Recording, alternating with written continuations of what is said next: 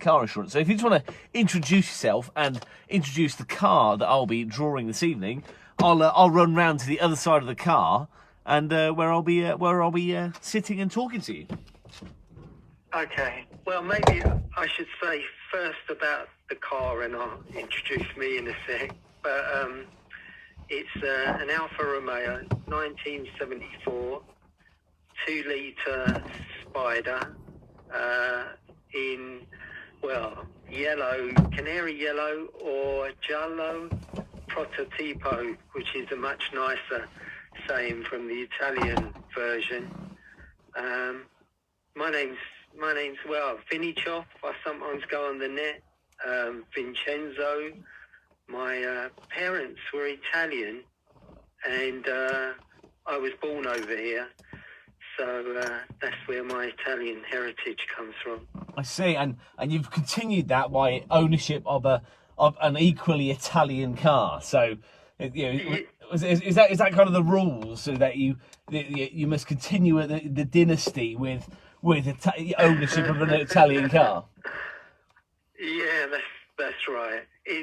It's because having an Italian heart, isn't it? And wanting an Italian car. That's how it was. I was actually searching for a yellow car. Not yellow, an Alfa Romeo.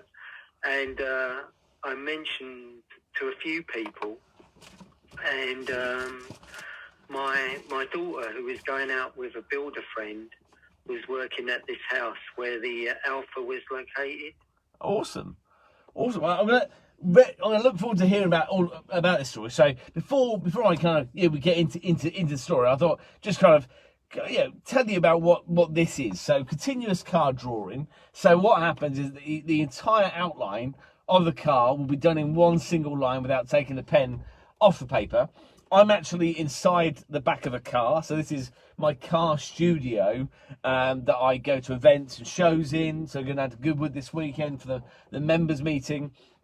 I was at the British Motor Museum last night, creating there. And I've got a picture of your car on the screen here on the iPad, and it will eventually look something like this. So this is number 1068 in the series, which was an Aston Martin. So yours is next after this. So that was done last night, and yeah. So I'm gonna start drawing your car, and yeah. So in terms of this actual car, you're saying so it was actually at a house that was being done up by a family member, so associated with the family. And so how did the ownership start then? So he mentioned that the bank manager who owned the house had bought this car for his wife as a gift, but it was a bit I don't know, they don't start very easily, and it's quite difficult to drive, no power steering. So although it looks lovely, the gift itself to the wife, it just sat in the garage for about 10 years, I believe. Oh, really? Wow. And also as well, when I went to see it, I was looking over the history, and there was some bills. One of the last bill was £2,000 that a mechanic had charged to get it through the MOT. Wow. Because, I think, where things seize up and were replaced, and so many things done over it. But you don't mind talking and drawing at the same time? No, that's what it's about. Yeah, having a chat whilst I draw. Then that's right. So you had a bit of a history. So did that mean you were kind of like you were happy with the purchase because you knew it had kind of been looked after, it had kind of been maintained? Well, when I went through the service history, I could see the actual mileage was true, 38,000 miles. There was I've even got them. I don't know if I can show them live, but I've got like the service book. Wow. So only have 38,000. So what age is the car? How old is it? 1974. It's got that's another good thing as well. It's got historic status. I applied for that Yeah. a little while ago, so I don't have to get it MOT'd. I don't have to pay for tax. So the running costs are brilliant on it. Well, except for petrol, it's a little bit juicy to run. Yeah, I imagine so. Yeah, imagine it. So what is it? Is it a 1.6, 2 litre underneath the hood, or 2 litre twin tank, twin cam with twin 40s as well. Weber, not twin Webers, but they look like the the old 40s with 2 trumpets either side. Yeah. So it sounds good then. It's got a good heart to it. That's it. Yeah, when you drive it, that's one of the things I like doing.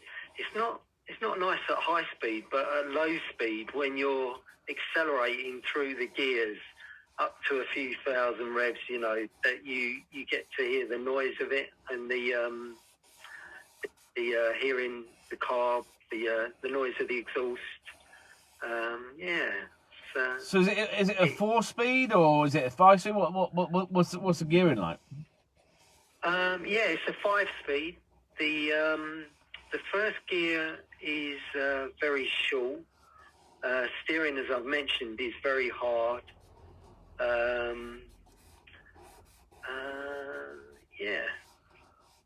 But you haven't had to do, in terms of because a lot of these cars, I've got a car currently going through restoration, so you haven't had to kind of do all that kind of labour work into making it. It was kind of well looked after. It's just that it hadn't been used, so you've been using it.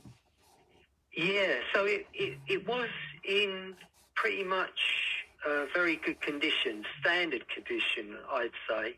It's not like a mint, out of the factory, but things like the only thing when I went to see it, I took a mechanic friend of mine, and the only thing he could find was there was a slight leak on the differential, which I still haven't changed. I topped the oil up. It's so little that it does it leak out.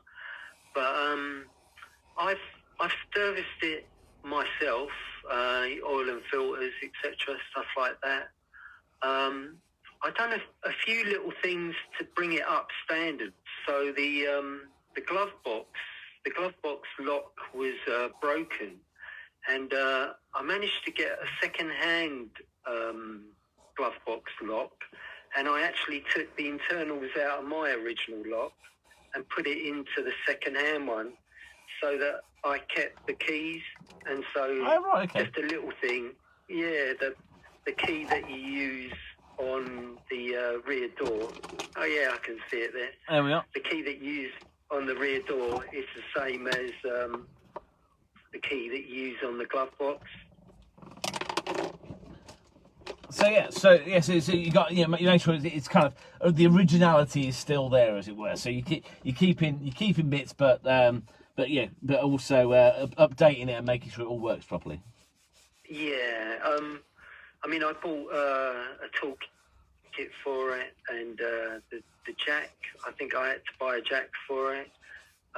Another thing I did as well on those particular cars, they've got an interior light on the rear view mirror, and that wasn't working, and I managed to take the mirror apart and get that working, which I was quite pleased with. That was quite a job in itself. I'm always worried about, sometimes you take bits apart, getting them back together again afterwards, isn't it? Always a thing. I'm definitely about to go through that process very shortly. Actually, tomorrow I'm going to go over see my car to see what we need to get done and the process, the progress on it, and what's the next plan on it. So Is yours an Alfa? I wish. It's not quite. It doesn't quite have the Italian heritage of your car. No, mine's a Vauxhall Chevette. Oh right. Yeah, I remember. I like them. They've got a really lovely shape to them, haven't they? They have. Yeah. It's one of those cars which was a little bit unloved. It was a little bit unloved. I think though it's coming back with a bit of a people, because it was unloved, but it was a car that people saw a lot of in the 70s and 80s and whatnot, and you don't really see them much anymore. So yeah, I'm looking forward to, hopefully, yeah, the aim is to get it on the road, next year, ready for show season. That's a kind of a rough aim, so that it can be back out once again, so that we're not just kind of working without any kind of when do we actually want to get it back on the road? So, but yeah, I'm going up to the garage tomorrow to have a little mooch. Show you, I'll be posting some photos and stuff online tomorrow, and some videos of the car, a little walk round of it, and hopefully there'll be a bit of a list of things that I need to get hold of. So that's the plan, at least. So yeah, I just remembered there was another. So the thing is, I always get tugs about reliability. Even my neighbours say, does the car start and stuff like that because of the Italian heritage. But it has been pretty good, reliable in the sense I don't use it too much. I've probably only used, I think I've done 4,000 miles in 10 years. Okay. But I did take it to Cheltenham once when I was working over that way from where I live in South London, which was a 100-mile journey. It was okay getting to Cheltenham, and then from the digs there to work was only about 4 miles. And it started to start up on the button every day. The more I used it, it was quicker on starting. And then on the Friday, on the way home, I'm going down, the motorways and stuff like that. And I get about, 20 miles from home. And all of a sudden, there's smoke coming out of the rear wheels. Oh, no. And, steam coming out. So I pull into the services, and it's like the discs are on fire or something. The handbrake had seized up, or the brakes were in touch, and the brakes were locked on. So I didn't know what to do. So I had a cup of coffee. About half hour later, the brakes had cooled down, and they'd managed to unjam. Oh, right, okay. So what I did was I drove home, trying not to use my brakes as much as possible. Yeah, and when I got home, I took it to my mechanic friend, and that's one of the problems, is that I couldn't get all brand new parts for it, but replaced with brand new shoes and rear discs, which have got the internal drums within the discs, so it's an unusual setup. But it also turned out as well that the braking problems that I had was because of the age of the vehicle. The flexible brake hoses had swelled up inside. So what was happening was, when I was pushing the brakes down, the brake fluid couldn't come back quick enough, and that was causing the brakes to lock on. So that was, once I fitted new flexible brake hoses, it helped with the brakes. And that's one of the things where it stands around for a long time, is that the brakes can bind a little bit. Yeah, that's the thing with kind of classic cars and cars that don't go out too often. They do. It's better to get them used than have them standing, because they, these parts are designed to move, and they can sometimes. It's not great if cars stay static for so long. Yeah, and then the other thing that's happened, which is a bit embarrassing, where you wanted me to take pictures of the car, and I think my battery has given up the ghost. Oh no! Because I've got it on a charger so that it's always charged up, but it's been on this at least 5 or 6 years, and it was a second-hand battery, so it's probably past its way. Yeah. Someone said, "Do you have any advice for other classic car owners Yeah, so that's heritage. So yeah, so in terms of whether it's Alfa ownership or just general kind of like I don't know, just general kind of ownership, things that you've learned. What would you say? What are the tips and tricks, as it were? Yeah, the forums are always a good source of information. So I've been onto a few Alpha Classic forums and got loads of advice when inquiring about cars. And also as well, there's a few good books that you can learn about the car. Maybe the most important thing, I mean, my car's gone up in value in the time, but I think you've got to like the car, or you've got to appreciate it for what it is. You can't expect it to be like a new car. I said to a friend of mine who I helped, he's got a TR7 back on the road. Oh, nice. I said the thing is with classics is that there's always something you've got to tinker with, and I think that's part of the ownership of classic cars. Is that so? At the moment, the battery needs doing, so that's one of those things. Maybe that's an easy one, but I've got to service it as well. So I think it's that. I mean, when I searched for an Alpha, I wanted a genuine one that like this one was. Although it's the owners, it's got 6 owners, which is quite high. I actually traced it back to the original owner, as it was a company car. Oh, really? So, yeah, it was a company car for a printing company. That's in, that's London. a pretty cool company car, isn't it? It's better than a Mondeo. So I contacted them and said, do you want to know? I've got the car. Do you want me to send you new pictures? But they wasn't that interested. I think it was like an old family firm. It was just one of those things. Maybe they had bad memories of it. I don't know. There was a bill for a bit of paintwork, and I think one of the doors was resprayed because it had a bit of a knock. So yeah, maybe when you mentioned the Alpha, it was like, oh, not that car. No, thank you. Yeah, that's it.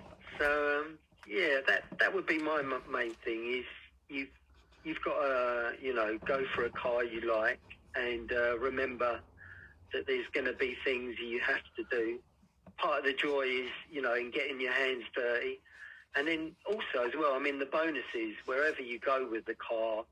I always get comments. I mean, I pulled into a petrol station the other day, and then normally I get admiring glances, or like the last person spoke to me and he said that he used to have one, and he used to have one in red, a 1300, and he said that he missed it, and he used to do so many things with it, go on so many journeys, and it was brilliant at the time.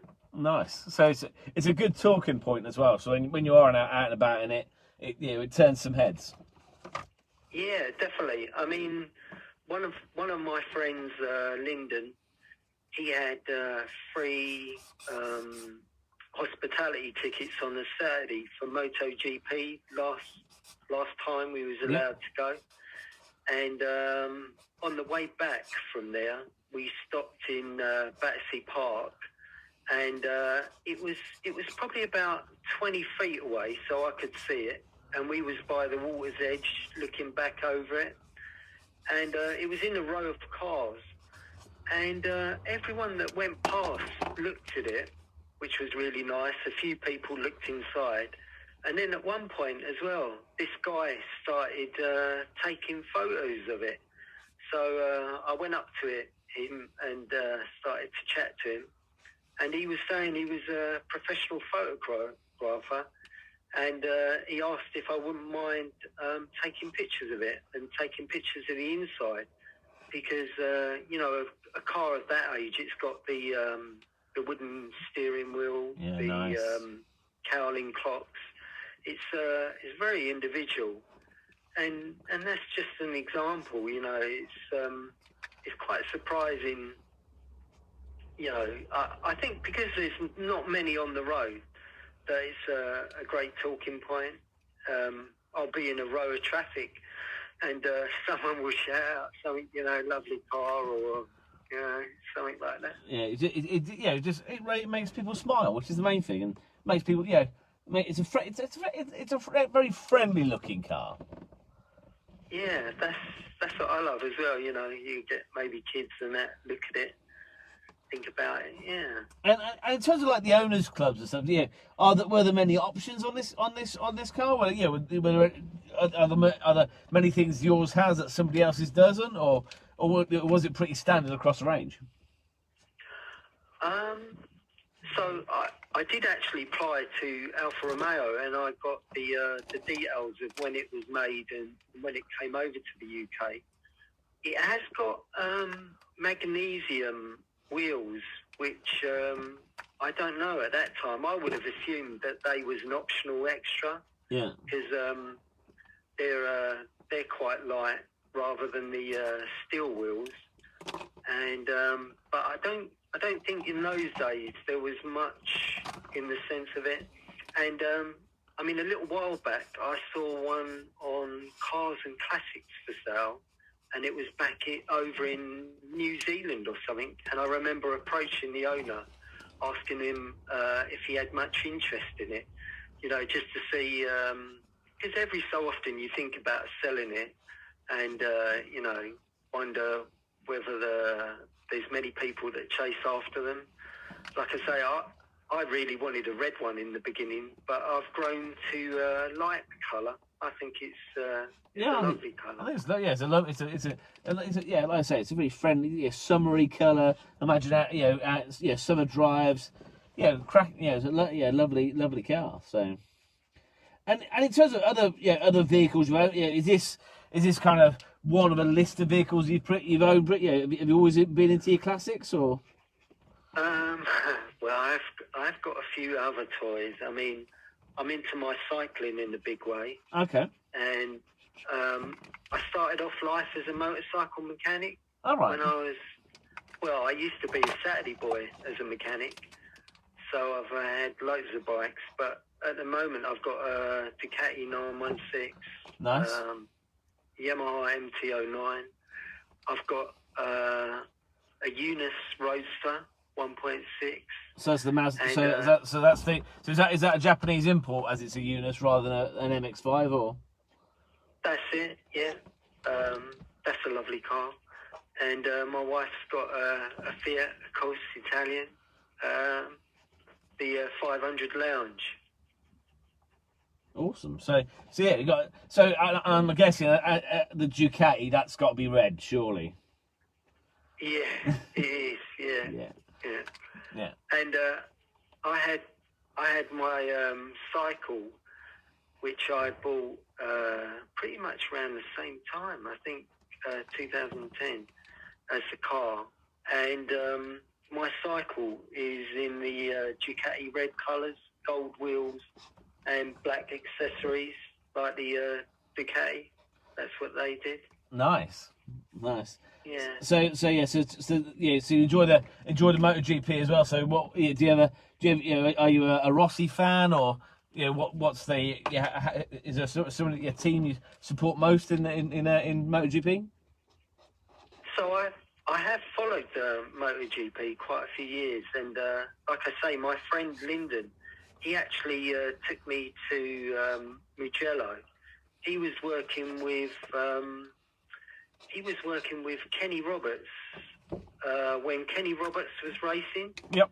So, and I went to Italy, and he got me into the pits, and I was with the mechanics in the back there. I helped them to fix their PCs and laptops with a few of my IT skills. But also I was eating dinner in the Alpine restaurant, and Michael Schumacher was next door apparently. Oh, really? To me, but we weren't allowed to go there or say hello. I think like where so many fans get bombarded. I think he wanted his own peace and quiet in there. But that's how I enjoyed Mugello. Was I was watching it on the street because I'd been outside trackside, and it wasn't very good looking at the track. You know, you'd see them whiz by, and that was it. So in the restaurant, I had food and drink, and I was watching what was happening, and I could hear the noise of the fans. So that was brilliant. That was. Yeah, no. One of the things that happened was. 1 year I went, Rossi, at the first week, the first corner, he came off, and it was amazing that inside the track, the whole place went quiet, and then people started to leave as soon as he came off. You know, there were so many fans that they all left. But I guess I'm more of a Ducati fan. Dovizioso, he was a really good rider. I mean, I appreciate Marquez. He's got so many skills. As I've owned Yamahas, then the French rider, I've forgotten his name now. Maybe it'll come to me, but the French rider on the Yamaha, he's very talented as well, which is good. Yeah, that's just getting doing the wheel arch of this as well. So just getting there with it. Do you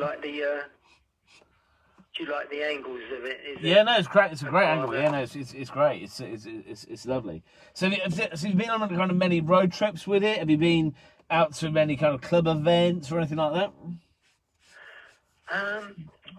I've been to Italy a couple of times with the Ducati and my Mazda, but I did play with going to Italy in this car. The only thing is the seats are not really comfortable. They're really like spongy, but you can feel the bass within the seats. So I've gone to Italy in the Mazda, and that was fine in the leather seats, but this car is not. I haven't really been to any classic events. I've started to look at the ones, and I was due to go to a local one back in August, one of the clubs, but because it rained, it didn't go ahead. Yeah. There's a guy around the corner. He's got an MGA. Is it TDA? The early nice one, MGA. Yeah, with, nice. like the screen from the 1940s. Yeah. Yeah, he's got one of those. So we always talk classics as well. Yeah, they're a lovely looking car as well. They're a very pretty car indeed. So let's get in the details in the side of the car, and because the Chevette that I'm restoring is going to have a Mazda MX-5 engine in it. So it's a pretty good idea. The MX-5 is a pretty bulletproof car, isn't it? Yeah, that's another thing that I researched when I look. This is my second Mazda, and the first Mazda, I think when I got rid of it, it had 250,000 kilometres on the clock. So that's just breaking it in, isn't it? That's it. Well,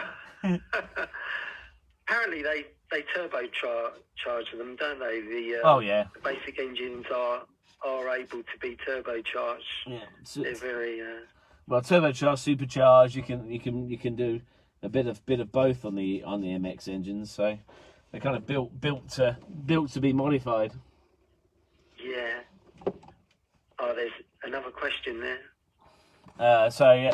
Have you entered any of your cars into any kind of competition? It says.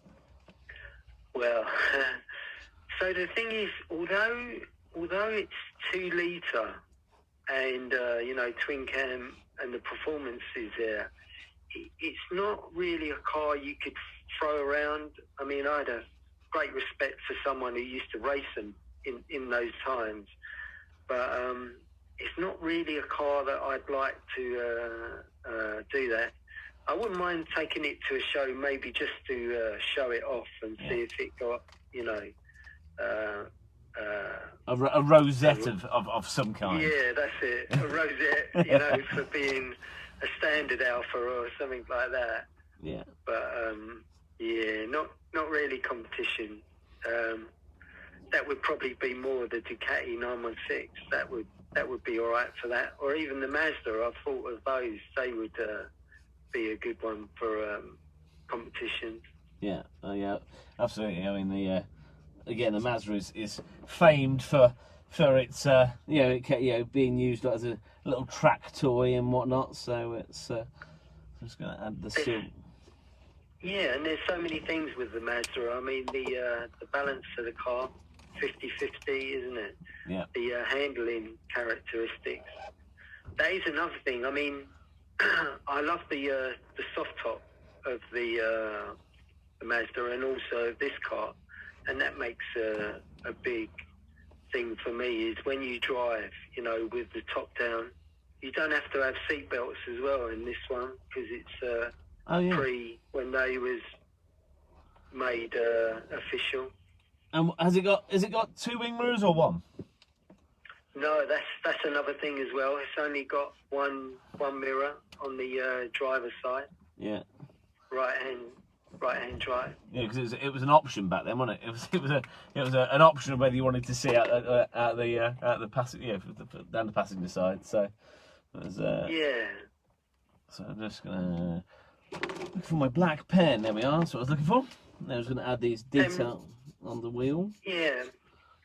Bodywork wise, I mean, really, all I've done is T-cuts it in the first time that I got it, and most of the paintwork is still original. Like I say, there was a bit of spraying done on one of the doors, I think it was, but yeah. Apart from that, it's all original, which is nice. So you if people want to get into one, you would recommend ownership of one. It's been pretty trouble-free ownership for you so far. This one has, but I haven't done many miles.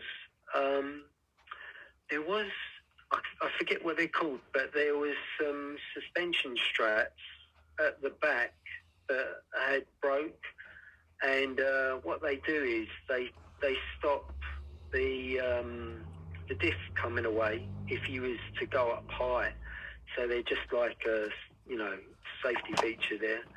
But one of them had broken, so I got my friend, the mechanic at the garage, to replace them, and I'm really glad that he did, because a lot of the bolts were either rusted or broken. So sometimes you do need, like special tools or stuff like that to work on them. But yeah, in general, that's the only thing that happened to me. Was the worst thing was the brakes, and I did replace the calipers at first, thinking that was the issue. But it wasn't until I spoke to another mechanic, and he suggested about those flexible hoses, which that's what it turned out to be, caused the problem with the brakes. Okay. Good. Well, I'm glad you got the problem solved in the end. So yeah. So I think we're pretty much there. I think we're just adding a bit of final touches on the indicators and whatnot, but we've pretty much got your little Alfa Spyder done as a drawing. So thank you so much for joining me this evening and having a chat about your car. I hope you've enjoyed yourself, and it's been lovely to hear some stories about it as well. Yeah, no, thanks for drawing my car and chatting to me as well. That's right. Well, it's all part of the Heritage Insurance. As a Heritage Insurance customer, the people have been selected to have their cars done. So I think this is number 10 in the series so far. So there's going to be a couple more coming up over the next couple of weeks, and you'll be getting a T-shirt and a mug in the post as well in the near future of it, as well as the original drawing, which you can be nice to see with the car. So that's lovely. Thanks, Ian. And right. Heritage, of course. There we are. So I'll let's finish off that. Let's get the little bumper in the background now. Just noticed that I'm quite drop that in there, and there we are. There is your Alfa as a continuous car drawing. That's lovely. Yeah, brilliant. There we are. Well, I'll get that posted online so you can have a proper look at it, and as I say, it'll be in the post to you relatively soon.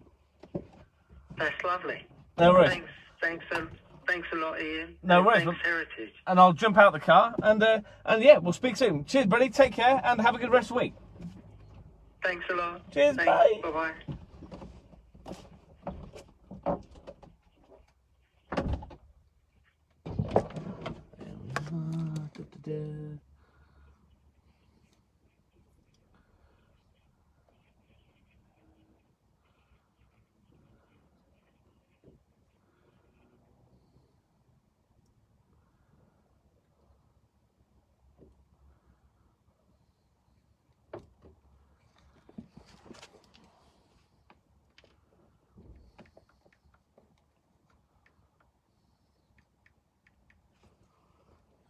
There we are. Thanks for watching.